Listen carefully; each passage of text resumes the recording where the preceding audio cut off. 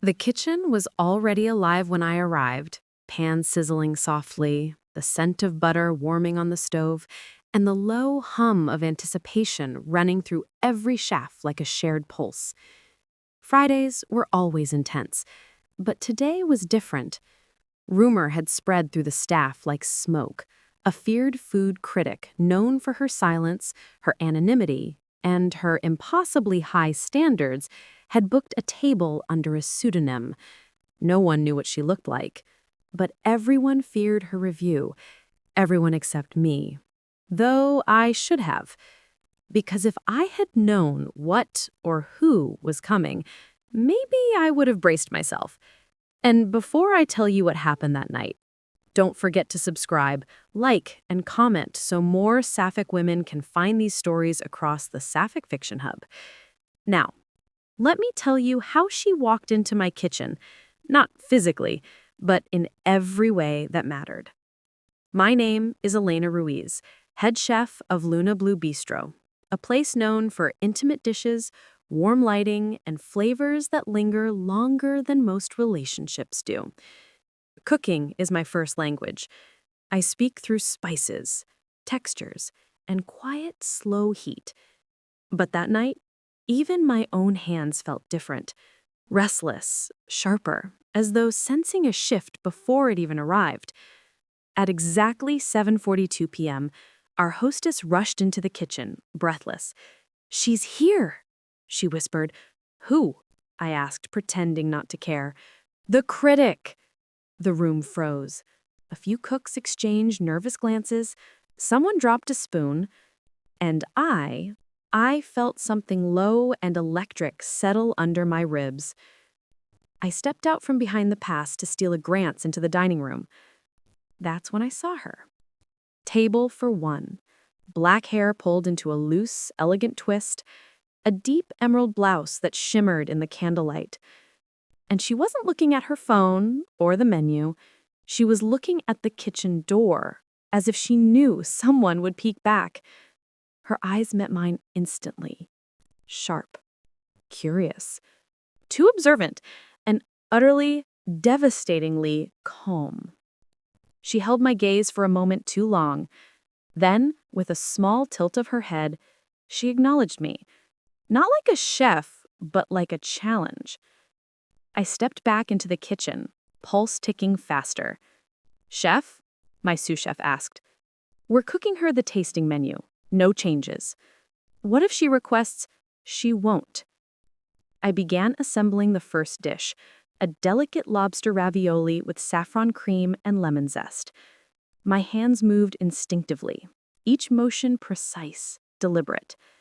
But something tugged at me, that look she gave me, as if she had already tasted the dish before I plated it. The dish went out. Minutes later, the hostess returned. She didn't say anything. She just took one bite and closed her eyes. Closed her eyes. That did something to me.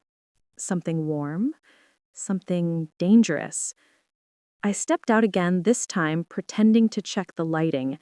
She was sipping wine, a slow, thoughtful sip. Her lips brushed the rim of the glass with the kind of intention most people reserve for secrets. And then she looked at me. Again. Steady.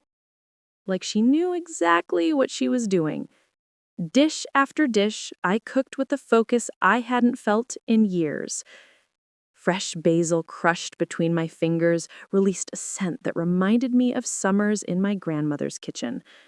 Truffle shavings drifted through the air like tiny snowflakes. Melted dark chocolate clung to the spoon before cascading over warm pastry. I wasn't just feeding her. I was speaking to her, flirting with flavors she could taste without a single word exchanged. On the fifth course, the hostess returned, this time with a folded napkin. "For you," she whispered, confused. My heart skipped.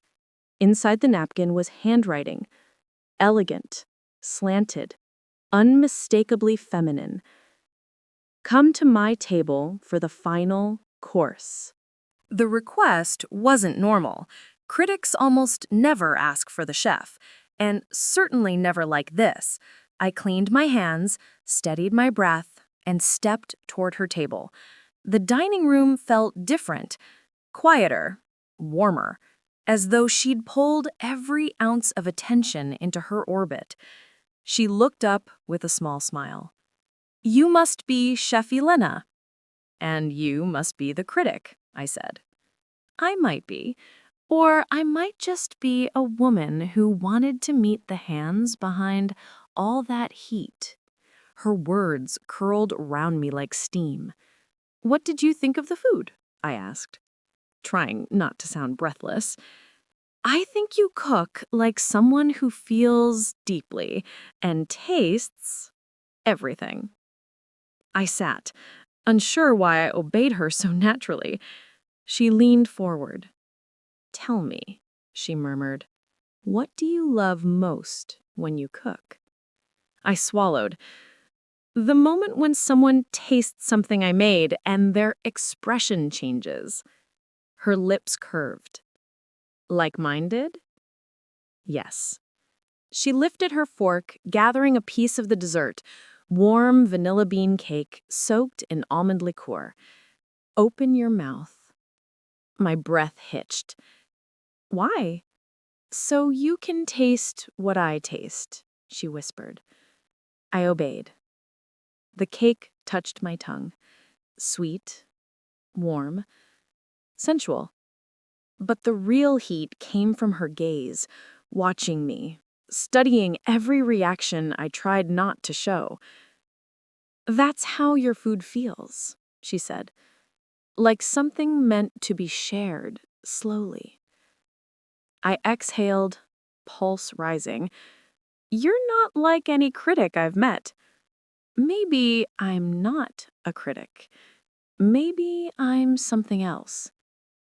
Her fingers brushed the edge of her wine glass.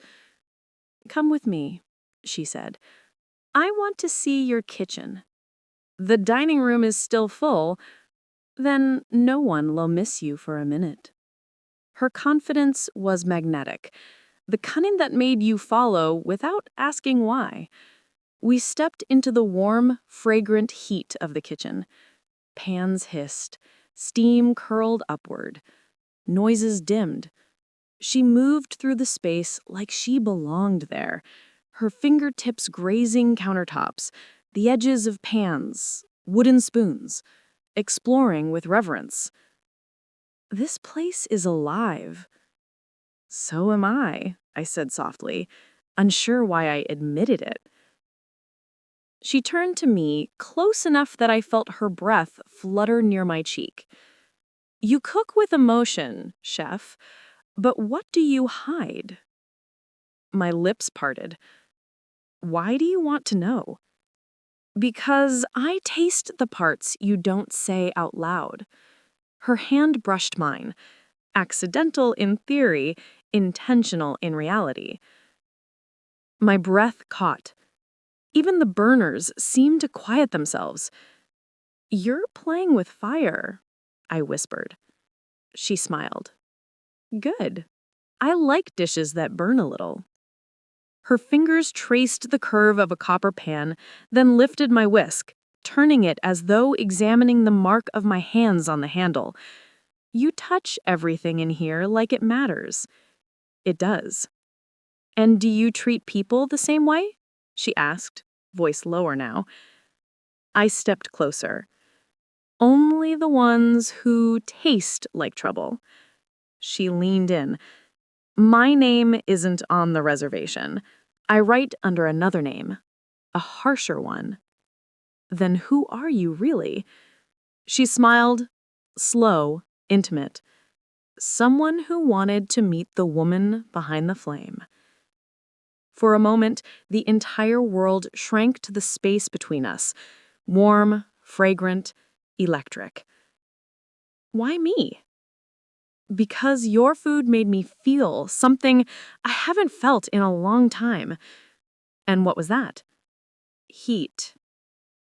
She breathed.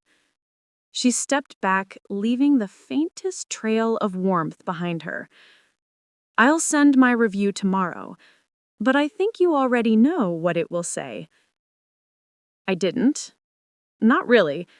But the look she gave me felt like a review all its own, glowing, intimate, and full of promises I wanted to read again and again. She walked away before I could speak, and I knew one thing with certainty. This wasn't the last time our flavors would meet.